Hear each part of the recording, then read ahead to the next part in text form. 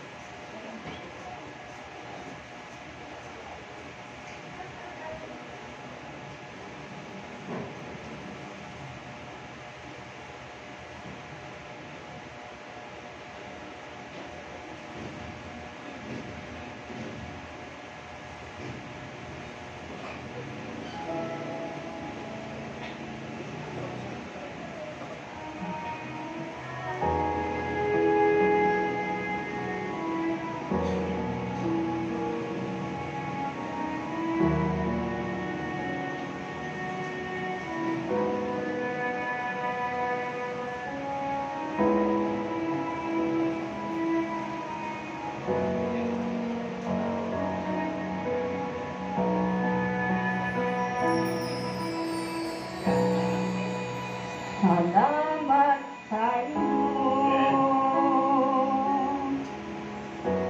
aking Panginoong Hesus. Ako'y inibig mo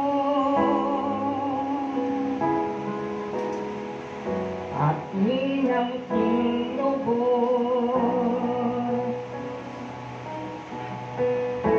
Ang tanging alay ko sa iyo, Panginoon, buong buhay ko, puso at kaluluwa, hindi makaya ng makapagtanong.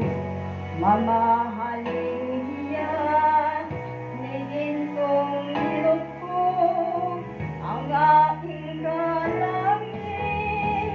O Diyos ay tanggapin ang tanging alay ko, nawa ay gamitin.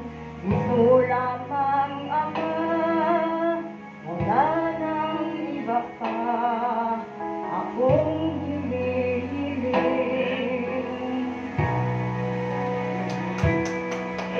Di ko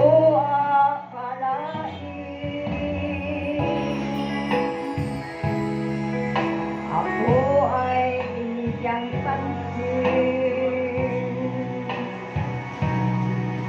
Ang taong tulad ko'y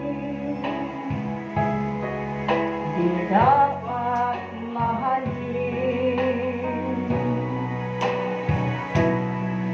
Ang tanging alay ko sa'yo, aking Ama, buong puso ko,